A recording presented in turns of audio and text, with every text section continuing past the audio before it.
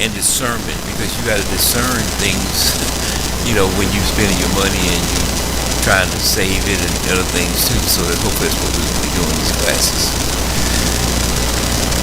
All right, introductions. Talk about money is always up for debate. No two people think the same way about money. If you got even your couples, I know y'all don't think the same way about money. All right, because I'm sure somebody gonna say that's a waste of money, and you said no, it's not a waste of money. So everybody have their own little. That's why you have to compromise in relationships to make sure that everybody's straight on how to handle the money. Especially in married couples, you have to really talk about it.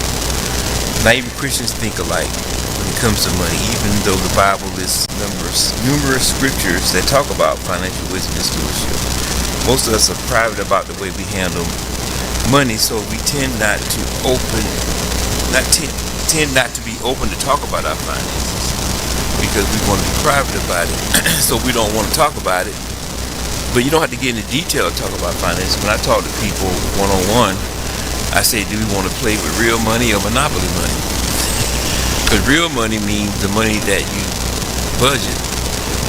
And I have to know somewhat of your business in order to help you. Or we can just play with monopoly money and we can go through it. Up to them, I don't care. But eventually they realize that in order for me to help them, they have to give me real numbers so I can help them. But the conversation doesn't go no further than me, so they can trust me when they talk to me about that. Definitions: faithful, believing firmly in something or somebody, especially a religion or a political doctrine. So the title, part of the title tonight is called Faithful Finances and Biblical Economics. So I put that in the front. 2, talk about how we can manage our money faithfully. Finances, the definition of finances is the money at the disposal of an organization, country, or person.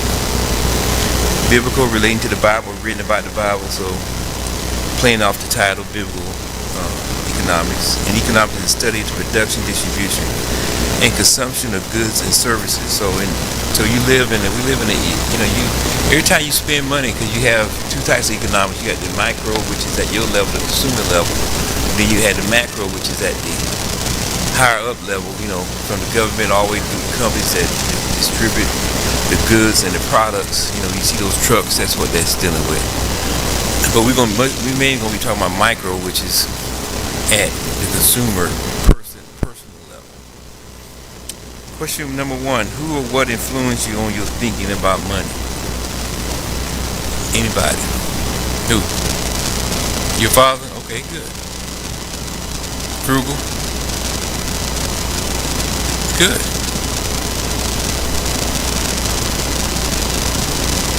Okay, because he rather pay it for you than you to go into have bad credit score. Well, that's good. Then question number 2: why do some Christians believe tithing 10% was only required for the Old Testament saints? Because people do. They don't believe that it applies on the New Testament side. And we're going to talk about certain places in the Bible where Jesus talked about giving and tithes too. So it's not just in the New Old Testament, but some people just don't believe because we're in the New Testament church, which is true. But then that's the case, and take the Old Testament out. I always believe the Old Testament sets up the New Testament because it's a foundation, and it's in the book for a reason. What does Jesus mean in Matthew 23:23 in reference to tithing? Can somebody read that? Matthew 23:23. I wish I had another mic. Brother Tony, you got a mic back there? Oh, you don't? Okay, I'm gonna read it. Since you don't have that. Don't worry about it. I should actually that up front. Matthew chapter 23 verses 23, Amplified Bible, says, "Woe to you, self-righteous scribes." Now he's talking to the Pharisees, about, how they're so superficial, because they was against him anyway. The Pharisees didn't believe in Jesus Christ; they believed in the law. And he said, hypocrites, for you give a tenth tithes of your mint and deal. So he was talking about even during the time Jesus was walking, that they was giving tithes. And cumin, now cumin is a seed used in a spice, because I didn't know what it meant till I looked it up. So I said, what is that? Focusing on minor manners and have neglected the weightier, more important moral and spiritual. In other words, they give their tithes, but they think that's all they have to do. They don't have to do nothing. You know, we give our tithes to the church, or we give to other ministries, but you still have to do certain things. You just can't do that and just assume they just take care of everything. So he called them hypocrites. You know, and more important moral and spiritual provision of the law, justice and mercy and faithfulness, but these are the primary things you ought to have done without neglecting the other. So in other words, you're hypocrites. You figure just give your tithes and follow the law, whatever they good to go. They can act any kind of way, and see, that's why we call those folks cardinal Christians. Those are Christians who believe once they saved, they can do anything they want. In this verse, does Jesus tell them not to give tithes, or should they do other things? He's not telling them not to give tithes. He acknowledged that, but he's telling them to do what? Other things besides doing that. So when you're dealing with your finances, you really, to a certain extent, you have to be led by the Bible based on these scriptures that we go over all the time. Because if you don't, you got to keep yourself in check, especially if you're single. If you're single, you have nobody there to keep you in check but yourself. So you have to, if you go by how the Bible handle money, you never go wrong. And that's why we try to use these scriptures as a guide, as a motivational piece for you to deal with your finances and your assets. Now, my God will supply your needs according to his riches and glory by Christ Jesus, Philippians 4:19. So we know God is going to he's going to supply our needs. But now once we get those things taken care of, and a lot of that going to be done through money, of course. So then the question is, when he give you the money, are you going to be able to supply your own needs, or are you going to blow it? Because he give it to you. And when he give it to you, he expect you to give back to him, and then he expect you to manage it and be able to take care of yourself, pay your bills and everything like that, instead of coming back to him saying, I need more money. Discussion number 1, we're going to talk about faithful finances. Born again believers are required to spend their money differently than non-believers. Is that true? They're required to spend their money differently, because we're talking about giving tithes and offerings. It's different from what most people do. They don't even think about that. So we're required to do things differently first with the money that God has blessed us with, because we have to believe that all the resources on earth is his, and he just give it us 100% of it, but he's going to see if you're going to be faithful to give him back his portion. So that's why it's different from a person who's not really, living by faithful finances. Question number 4, can someone explain the meaning of the statement listed in A above? Why, other than what I just said now? I kind of answered my own question, but do we spend our money differently if we're truly born again believers? Do we? Yeah, we do. And so we have to think about that. Should be in our conscience and that's how our blessings come. Like I said, we all talk about we can't beat God's blessing. Yes, go ahead. That's right. We're called to be good stewards. That's exactly right. But see, people don't understand. See, that's why when I first learned about compounded interest, when I started investing, I found out that when I invest my money, I get a return. And when I get a return, it compounds, which makes it grow quicker. Well, if I can figure that out from a natural standpoint, why can't I figure out from a faithful, biblical standpoint that I give to God, he's going to give me back plus more. And then we have to, as long as we take care of what he gives us, it'll just compound on itself. Yes.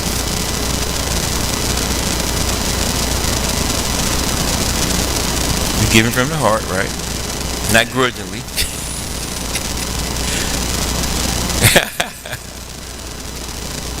That's right.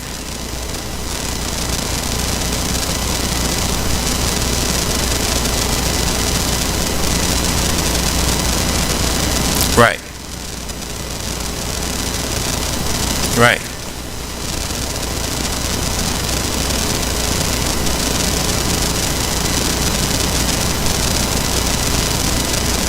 Right.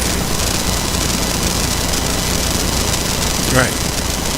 Well, if you do it right up front, you really by default you're gonna get it back anyway. And see, that's why you should not begrudgingly, when it's time to put that tithe envelope. Well, first you got to write it first. But when they come around and pick it up, you should I just throw it in there because I'm ready to give it anyway, and just be done with it. It's not like I don't even think about it. I just do it. I mean, I don't know if I'm happy when I'm doing it, but I'm not mad either. But I mean, I'm not smiling and laughing about it, but I'm happy to give it. I'm not trying to hold it back. But I don't think I don't think nobody around here telling jokes about giving money. But you don't want to have a look on your face. And when you write the check or however you pay your tithes and offering, that's when you should be feeling good about giving. Because by the time you give it, you already done wrote it and you already done thought about it. So to me, that's the time. If I'm thinking about anything, I just do it. I give. Because he's going to give it back to me. It's the proof is in the pudding. I don't have to talk theory. I see what he's already done. Okay, so in the for question number 4, I put, can someone explain the meaning of the statement listed above? That born again believers are required to spend their money differently than non-believers. Well, on the next page I just gave a hint. Tithes, financial wisdom, stewardship, giving, and charity. Because we are different. We do give different. And charity is like helping somebody because really you have more than enough when you can pay your tithes and offering. This is my philosophy now, but I always take this what I believe. Now y'all can take it how you want it. Take it, pay your tithes and offering, pay your bills, save, and be able to give to others. To me, that's when you have more than enough. That's just my terminology. I mean, because especially when you're able to help out others, with their problems. Not saying you want to be an ATM machine, but you're able to help people. Just like Celeste said that her father said that y'all can't pay your bills, let him know he'll help. Because he don't want the credit to be messed up. But I'm sure that he didn't want to be doing it every week, paying your bills. But I'm sure if you got in a tight, that's fine. You should be willing to help others, but you don't want to be used either. So it's just a fine balance. And those people are the ones that need to be taught how to take care of their money, because apparently there's a problem. Question number 5, what are the meanings of Galatians 6 and 10? So Galatians 6 and 10 is saying, King James Version, as we have therefore opportunity, let us do good unto all men, especially unto them who are of the household of faith. Now basically what this verse is telling us, in my opinion, is that we should do good unto them who are of the household of faith, which is the church. Didn't it say household of faith? What's the household of faith in your opinion? To me, it's the church. It's the household of faith. So what we're saying that we should do good unto all men, especially unto them. So in other words, if you have more than enough, then that way you can help other people, or men in this case, what it says, but you also can help the church too by your giving. But you got to be able to be in the position to do that and want to do it too, because a lot of people got plenty of money but don't want to give it. They don't want to give it to nobody. Just because you got it don't mean you're going to give it. See? So that's why we should do good unto other people. We can help them. But we got to get our stuff together first to get to a point where our finances is good enough where we can take care of a lot of things. But I'm sure that everybody has helped somebody's finance. I'm sure you have. You got kids, you know, you can help them financially. You got, you know, family members. Somebody's going to need some help. So that's telling you right there, if you're able to help them by putting yourself in a bind, that means that God has blessed you enough to do that. But see, sometimes we don't think like that. We just do it. But when you think about it, well, how did I get the money in the first place? So that's how, you know, like somebody can give it, you know, like give an example. If you see somebody in need, whether it be somebody, you know, on the street, or, you know, sometimes we say some people in need may be in the church. That's why I give a lot to the benevolent fund, because, you know, I don't know who needs it, but I want to make sure I give it to people that need it in this church. So I make that a point every time I give. That's what I, you know, other than the tithes and offering, the tithes is why I push most of the money to, because I'm trying to help other people. So they're just my personal thing. Now everybody else can do what they want to do with your offering, but that's why, you know, because they give you options on the envelope, right? I mean, right, don't it? So I use that most of the time. Yes.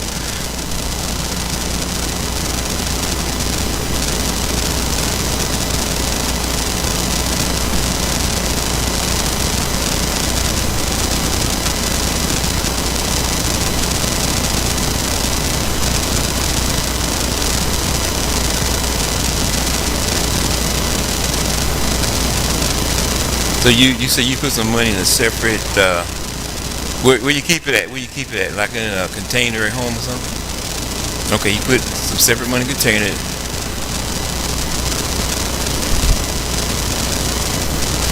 Oh, it's in the account, so then that way you got money to help people. Okay. Well, see, and that's what I think that scripture meant right here. I mean, he gave a good example of what that scripture meant to him. You know, because we all can interpret scriptures better, I mean, differently, but, you know, some of this stuff is pretty obvious what it means. I mean, you know, we don't have to be a rocket scientist to figure out some of this stuff. Right, right. Mm-hmm. But what y'all did, right, and that's why I said give an example. That's a good example. You know, because everybody do it different, but as long as you helping somebody, like I said about what I do to push the money I give in the church on the other options, you know, because I'd like to direct it toward those areas, so when somebody really need it, we have at least my portion of the money that's in there. I don't know, I'm sure some of the other people give it too to that fund. Then that way we don't have to take that to general fund. It just needs to be a separate fund altogether.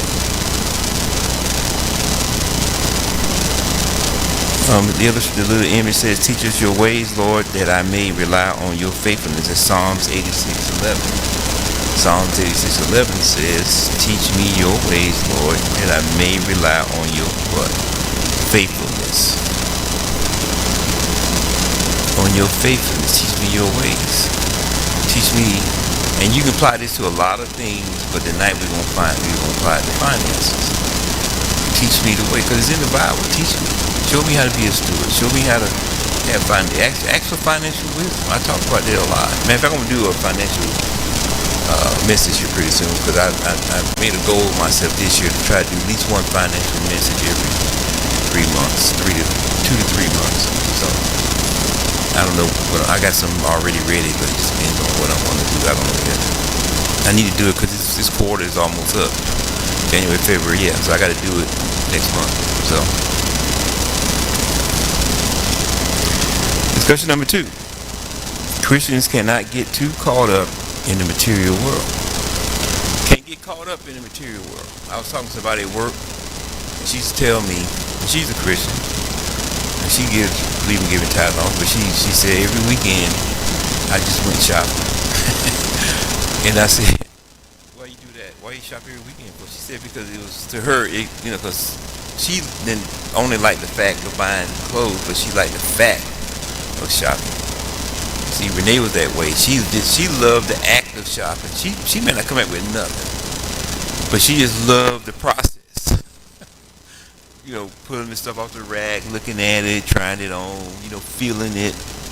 You know, that's why we never drove nowhere together when we were shopping. I would drive my car, she'd drive hers, because after a while I just had to go. I couldn't take it home. But that's what she wanted. Let's go over here. I said, okay. I may last about an hour. After an hour, I'm through. I done got what I want and I'm ready to go. I let you go ride around all these malls and stuff, but she just loved the act of shopping. And a lot of times she wouldn't bring them back because then if it didn't fit or whatever, she would just take it back. But she was telling me at work that she stopped shopping like that. And I think she said COVID had a lot to do with it.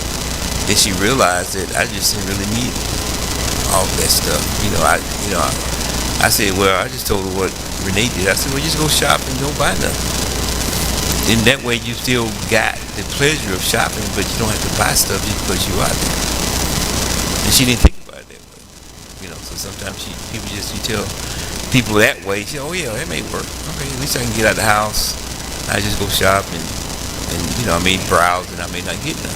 Because I don't really need any more clothes. She said, matter of fact, I'm giving away clothes to the Goodwill right now. Alright, so we try to avoid the consumer spending trap. As born-again Christians, we must spend our money in the economic system of this world. We must balance our spending according to the biblical principles, which is our needs and wants. Question number 6. Why is it difficult to balance our spending based on the Bible and the secular economic system? So we're talking about economics here. Now we go by biblical principles, pay our tithes and offering, be good stewards, make the good decisions based on financial wisdom. That's going to distinguish our decision making and discernment based on what I just said. Because you got to look at the whole picture. Starting from the time you get a job to the time God bless you with a job, to the time you get those paychecks, to the time you give your tithes and offering, to the time that you put some money to the side, to the time you pay your bills, and put gas in your car, and whatever's left over is what you use to spend. Sometimes we have our priorities in the wrong direction. And, now we need clothes, we need certain things, but after a while you don't need the whole store in your house. Sometimes you gotta, just think about that. Well, but if you can do it and not hinder the other things I mentioned, then you're fine. Because, in our household, I said when we paid our tithes and all, we paid our bills, we saved whatever we're going to save on this, and buy the groceries and buy, whatever, the gas for the car. I didn't really care what she did with the rest of it. I didn't. Because a lot of times I wasn't there anyways. So it wasn't like I was just trying to figure out what she's doing. I didn't care. Because once all those things were satisfied, I was satisfied, and she can do the rest she wants with doing. I didn't care. Because I wasn't going to get into nitpicky about get this and that. I just spend whatever's left. And don't go no further than that, and we're fine. And then that way, you don't be fighting about money, and then it's not, because I know everybody do things different. But we agreed those priorities had to be done first. Once those things were done, then, you have to, go by what's left, and that's it. Now, there's going to be some exceptions where you got to put something on maybe a card, or you have to, if you're buying a bunch of furniture or something, you may, have to get a loan or get credit or whatever, but we always going to have to get credit. I mean, it's hard to live in this world without getting credit. I'm not saying you shouldn't. Matter of fact, you need to get credit, because if you don't have it, you can't get nothing. Because if you don't have no credit, when you need it, you ain't going to be able to get it because you have no history. Which is kind of silly, but it's the way they do things. And that's why for most young people, they have to have co-signers, because they don't have no history, so they don't know the risk that the loan people don't want to take that risk. Question number 7, can getting caught up in the material world cause conflict with your dedication to God? If so, give an example. Can it cause conflict with your dedication to God if you get caught up in the material world? Can it cause conflict? Anything could be conflicting. I'm a firm believer. I was talking to somebody about this the other day. I said some people, and I'm not picking on nobody. I don't know who it is. It's just in my spirit. I said some people don't come to church because they don't want to give. Because they feel like if they came to church, they would have to give. Well, nobody gonna know what you put in the thing. If it's $1, put it in there. Don't feel like, and that's why I said, even with people watching on Facebook and all that stuff, but it's hard for you to give when you're not present, because psychologically you're not going to do it. You're not going to do it. Because we got three ways you can give to this church. You can be here physically and give it. You can drop it. You can mail it. Actually it's four ways. And I tell some people they drop their envelope through the little thing on the side, the little drop box or whatever's over there. And then, of course, the other way to pay on PayPal online. So you have four different ways, and you don't have to leave your house. You do it online, But I just think some people just feel like if they're here, then they have to do it. And I believe some people avoided church, not only for another reason, but for that reason too. Yes.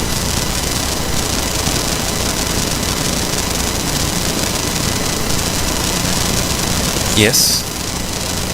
And when you give, it is to your advantage. That's why I don't understand it. I can never, to the life of me, I tell people this, they don't get it. I said, don't you know how this stuff works? As long as you apply these principles here? Yes.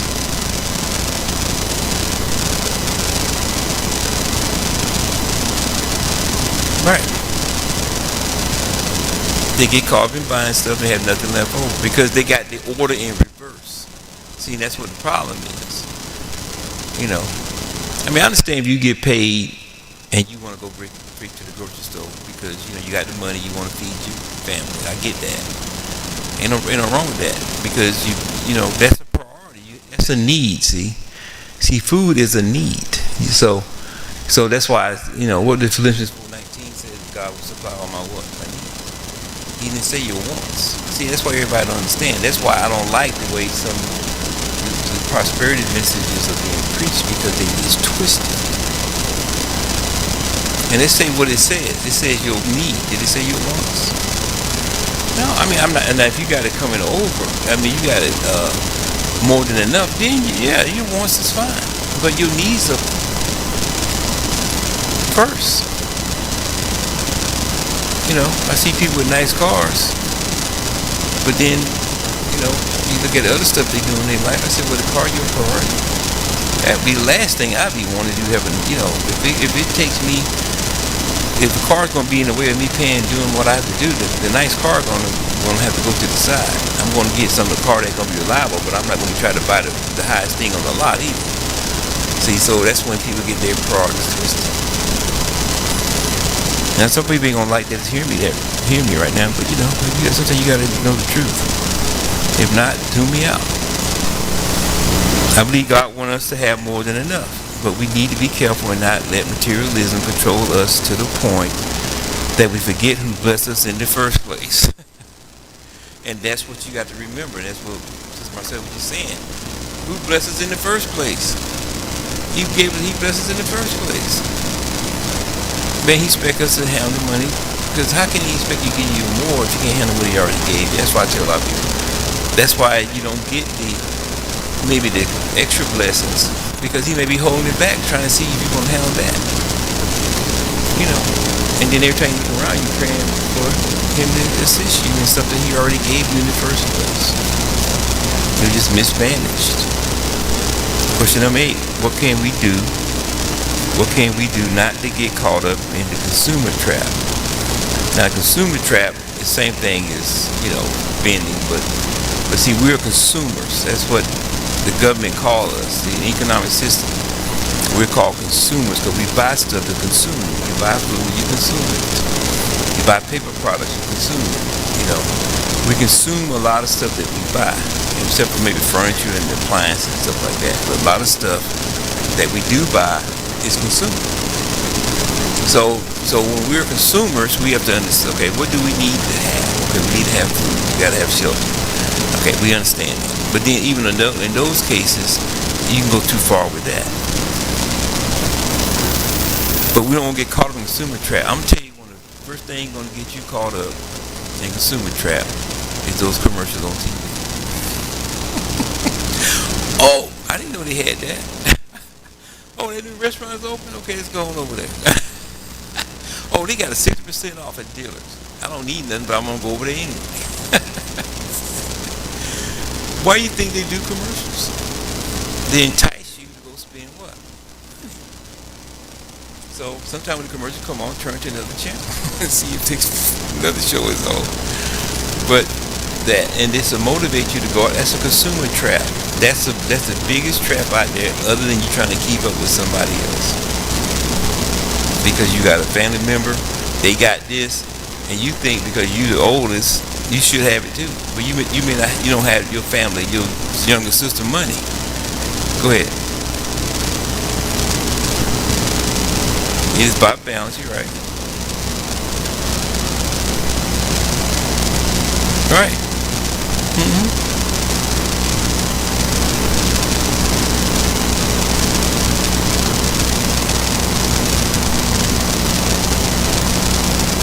Right. You gotta. Yeah. Right. That's right. And you have to balance with what you want and what you need. See, there's a balance. And that's why when I go to the grocery store, I get a list. I don't go down every aisle.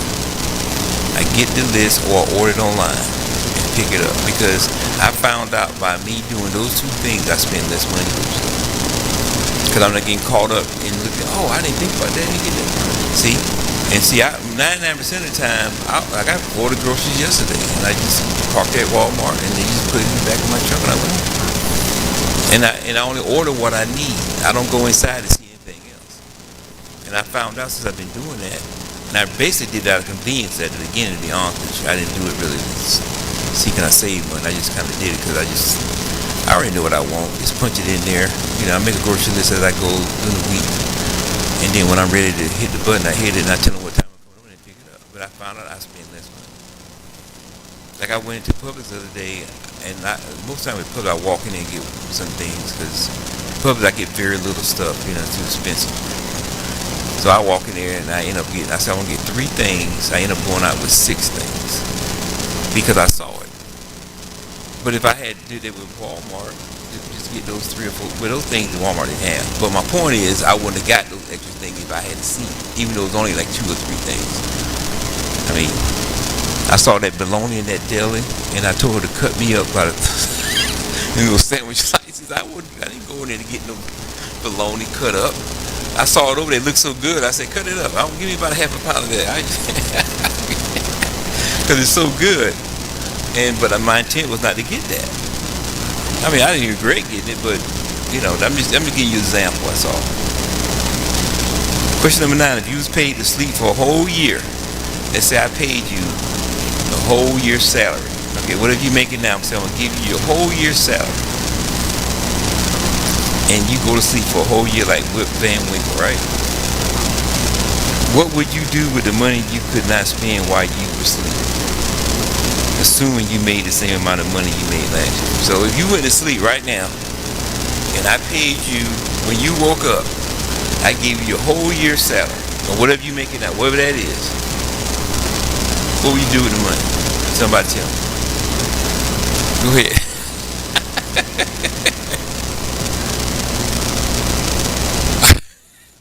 You probably went to, man, you've been like a ping pong. You've been bouncing out all the stores, and you know, you done went everywhere. I mean, your eyes were big, and you know. Well, of course you probably put your ties, right? All right, that'd be a good time to pay off bills, because you had the money. So that'd be a good time to pay off bills, because you see, even though you're getting the same amount of money you got by you working or where you get your money from, but see, you weren't spending no money because you were asleep. So that means you're gonna have extra money that you wouldn't have had if you had been awake, right? So then you say, okay, Lord, you know, I mean, you got bills, pay it off. You got a car note, pay it off. You got a credit card, pay it off. I mean, you give to the Lord first, but then you pay everything off. Pay off whatever you can. Put some money in the bank. Stay away from the car lot. You know, maybe treat yourself somewhere. I'm not saying maybe you want a nice purse, or you want another suit or whatever. Go get it. But then you say, now what would I do with the money if I didn't have this money? What would I do? And now you got. I mean, just imagine somebody take everything you make every month and just give it to you all at one time. Just think about that. They put it in your bank account. I'm gonna give you if you make $50,000 a year, okay, I'm gonna put $50,000 a year in your bank account. I'm gonna see. Tell me what you gonna do. See, that's a windfall. So my point of doing this is that sometimes you got to go to sleep so you won't spend money. So in that way, you look at how you would do certain things in certain time frame. Last discussion, we already went over these biblical scriptures, Matthew 23. For those who listening, we went over Matthew 23:23, Galatians 6 and 10, and Psalm 119 and 66. So we're going to have a summary here. You cannot go wrong with faith and finances based on biblical economics. See, we live in faith and finances is really, we're doing things based on biblical principles, which is an economic system within itself. And then I say economics mainly dealing with consumer and at the higher level through the distributions of how our how goods and services get to us. But once it gets to us, it's how we decide how to spend it. But we mainly talked about the consumer level. So the biblical economics is financial wisdom and stewardship. That's biblical economics. And that's how you use those principles in the Bible and also stewardship and wisdom to make decisions and to manage your money. The key is not to get too caught up in the material world. The blessings of God are meant to be good for all of us who serve Him and keep His word. I'm not saying you should go on vacation. I'm not going to tell you that. I'm not saying you should buy certain things. I'm just saying just do it within the money that you have. That's all I'm saying. You can't make money up that you don't have. You just take what you got and you make it work for yourself. Don't worry about what other people have, because you may not have their money, or they may be in debt and barely making it, and you don't know it, and their lights may be cut off. Like I said before, the blessings of God are meant to be good for all of us who serve Him and keep His word. Remember to keep God first in all that we do. And finally, like I always say, remember your faith in God plus your financial wisdom, your financial stewardship equals your prosperity. I firmly believe your prosperity is based on those principles. And then the little image says here, financial freedom. God wants us to manage our resources, not the other way around. He wants us to manage our resources. That's how we become financially free, because we manage our resources. And that's one reason why, I'm still working, because I'm gonna pay my house off. When I start working, I'm not gonna have no house payment. I'm not. I made my mind up what I want to do. Now I'm working for other reasons too, but that's the main reason. So we'll see. And I'm making extra payments. Been making extra payments since we bought the house. And I refinanced it 3 times, but I'm still making extra payments. Because I had got that payment down. I said, why am I going to pay all this when I don't have to, when I can save $900 a month, which I did last time I refinanced. I saved $900 a month. Man, it didn't take me long to figure that out. But then I kept paying the extra payments. So everybody needs set goals. And at the beginning of every year, me and Renee talk about stuff. We said, okay, this is what we're going to do this year.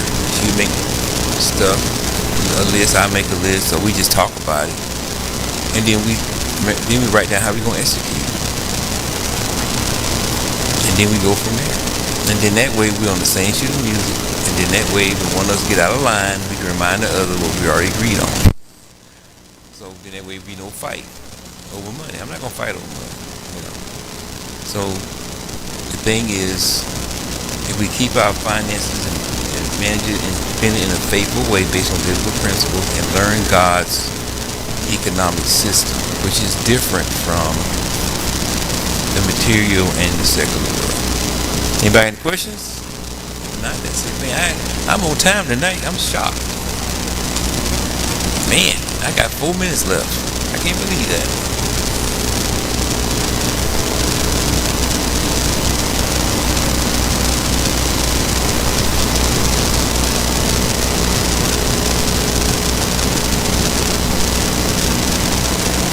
Right.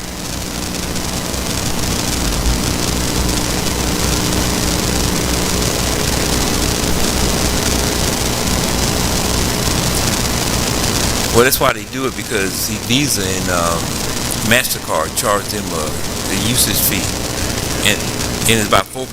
And so that's why some restaurants, like if you go someplace, when you pay cash, you don't pay the 4%. It's not going to them; it's going to Visa and MasterCard, because they charge them for using the system. And they used to pass that on to themselves, but now they pass it to us. So, but if you want to save 4%, that's great. That's what you do. But you got to watch the sign, because they have the sign right there in front of you. You say, okay, if you're paying cash, you won't pay the 4%. That's right. That's exactly right.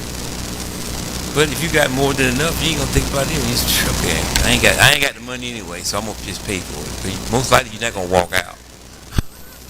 You're gonna pay it, especially in the fast food places and all that stuff. All right, we're gonna pray. No more questions. Lord, I want to thank you for again allowing me to give this financial Bible study class on faithful finances and biblical economics. Lord, we're trying to pass on your principles from the Bible, and with your assistance and guidance, I know that we'll be able to not only meet all our needs, but also to give, and then have more enough to help others. And that's why we believe in your wisdom and in your stewardship and your principles. That's why we give you all the praise and all the glory. Amen. All right. Right on time, 8:15.